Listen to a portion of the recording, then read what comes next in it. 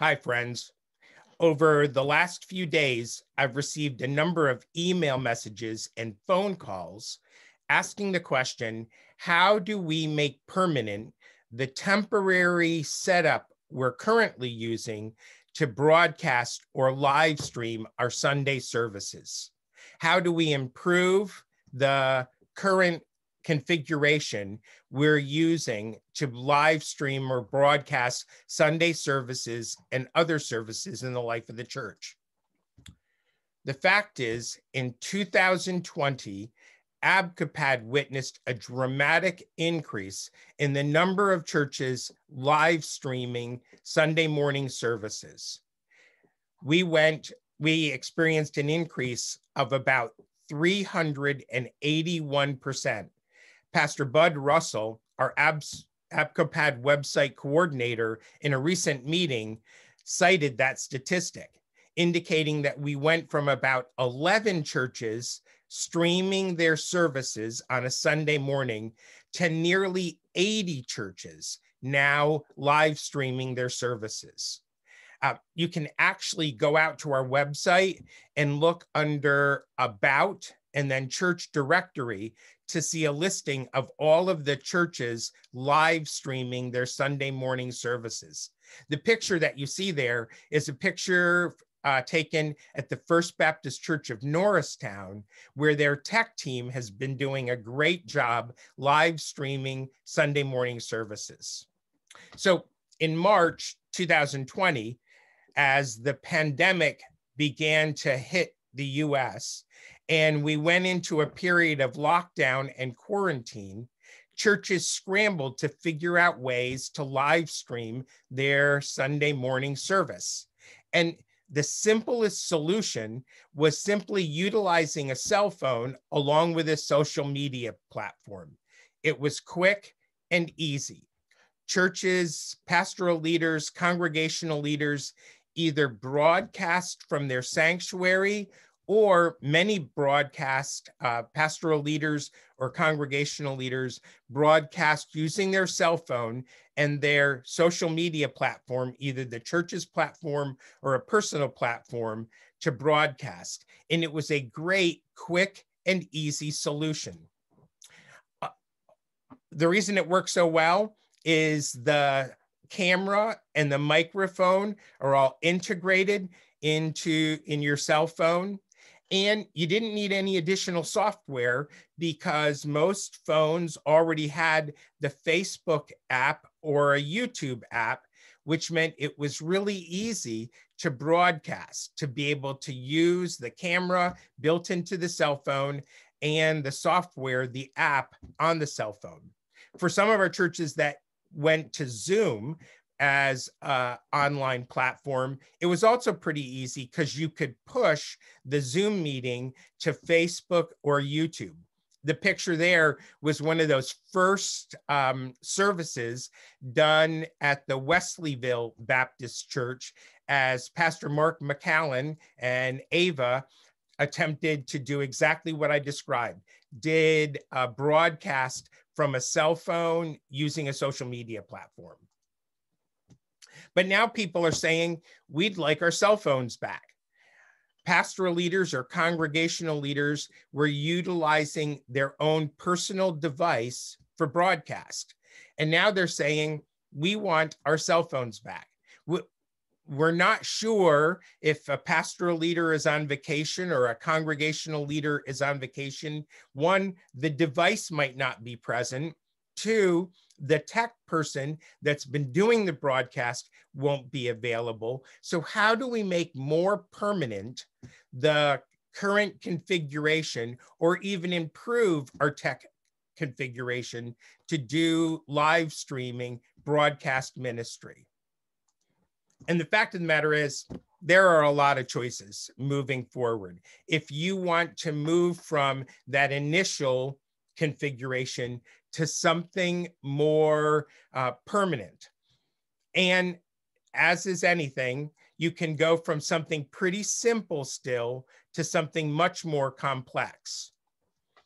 One simple solution, if you want to move from that cell phone to something more permanent, is to swap the cell phone with some other device, maybe something like an iPad or an Android tablet that you can use for broadcasting. It's a pretty simple solution because all you're doing is swapping out that device. So you're still utilizing the camera and possibly the microphone on the tablet. You need your tripod and a way to affix the tablet to that tripod, but the software is still there on the tablet. The Facebook app or YouTube app or Zoom application is still on the tablet. So you simply need to purchase a tablet. Now, one of the things with these tablets or even a cell phone, the camera can be pretty good. So you can back the camera away from the preacher, pastoral leader, speaker, but now the microphone is at some distance. So the audio may suffer. It's easy to get something like a Bluetooth microphone that would attach to lapel, to shirt, blouse, that would allow the audio to be fed directly to the tablet and improve the audio experience for your live stream. Those microphones are available on Amazon and cost around $100 to be able to move forward with something more permanent. Another solution might be a Mevo camera.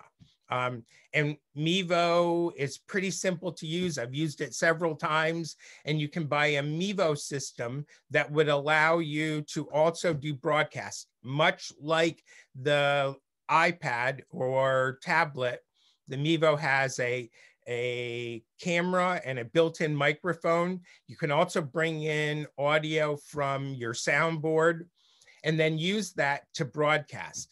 You do need a pretty strong Wi-Fi signal in your church sanctuary to be able to use the Mevo camera, but it's another solution quite a few of our churches are using.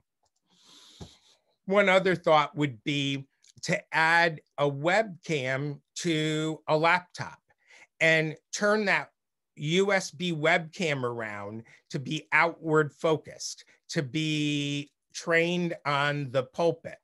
And therefore you can use your laptop with logging into your Facebook or your YouTube account and use that forward facing camera or getting a little tripod for that camera and be able to use your laptop and a forward facing USB camera to be able to broadcast.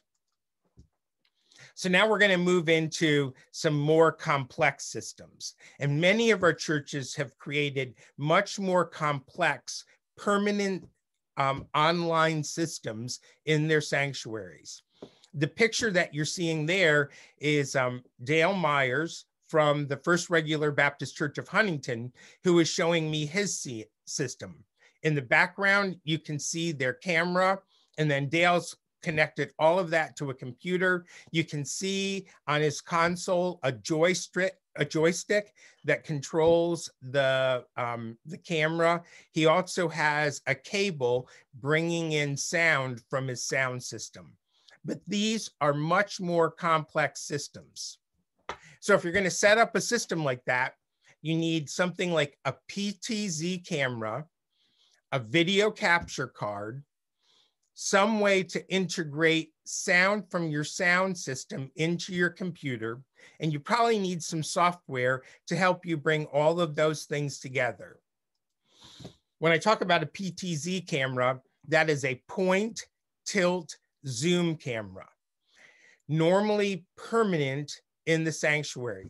They could be wireless cameras, or they could be hardwired cameras with an HDMI cable and perhaps a cable that would go back to the joystick so you can control the camera.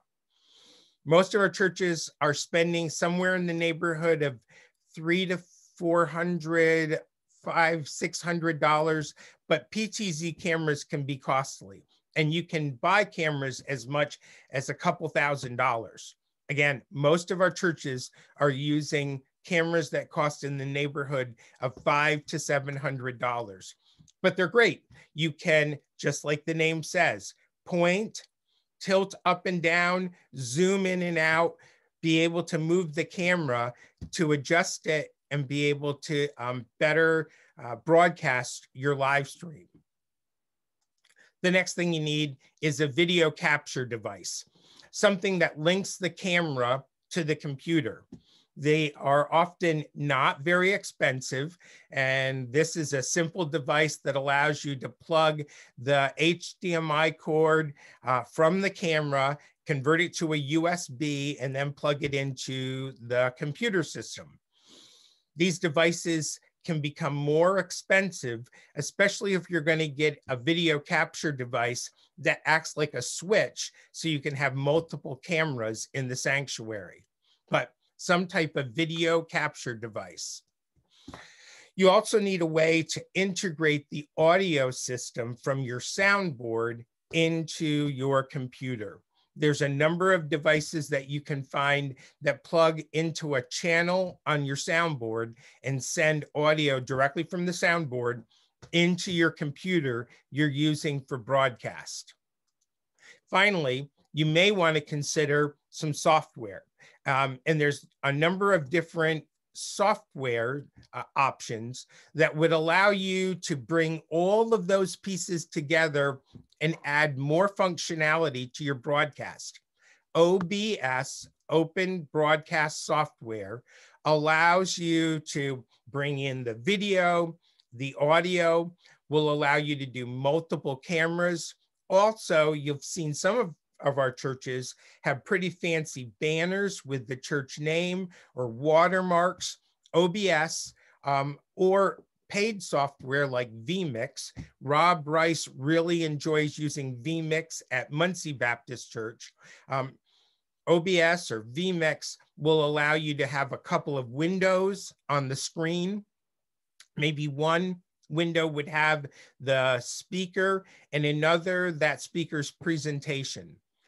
It can be a little challenging to first learn how to use OBS or vMix, but there are lots of tutorial videos that can help coach you along the way.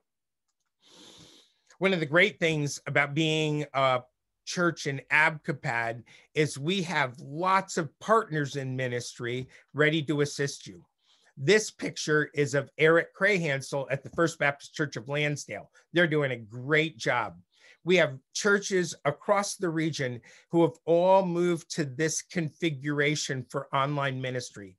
Eric at the First Baptist Church of Lansdale, Dave Harden at the First Baptist Church of Bethlehem, FBC Milton is using a system like that, the First Baptist Church of Waynesburg. I also mentioned the First Regular Baptist Church of Huntington. There are lots of churches that have created these complex configurations. And most of those folks have told me, look, Mark, if churches need help, we would be willing to show them our system and coach them up. So if you want to move to one of these systems, contact me and I can put you in touch with a church family that has figured this out. Of course, ABCOPAD stands ready to help as well. And there will be grant funds available this spring and fall to be able to help with some of the costs of purchasing that equipment. To be eligible for a grant, there are two things required. One, you need to be a participant in our Partners in Ministry regional offering. A lot of our churches use the online giving feature and have a once a month donation scheduled to be sent to our regional offering. It just demonstrates good partnership. So you need to participate in our Partners in Ministry offering. And if you call, I'd be happy to send you material and walk you through how you set up that online transaction, but also turn in your cooperative church annual report. Denise Veslicki has already sent all of the churches the forms required to submit a cooperative church annual report. A few pastoral leaders have contacted me and said, Mark, we don't have a church clerk. We don't have a secretary. I don't know that we have all the information required on the forms. We don't need the forms filled out in their entirety. It's okay. We really would like that contact information and leadership information. So do the best you can, submit that report. If you have questions, we're here to help. But to be eligible for an ABCOPAD grant, whether spring or fall, you need to be participating in our Partners in Ministry offering and send in that Cooperative Church annual report. Again, we're here to help.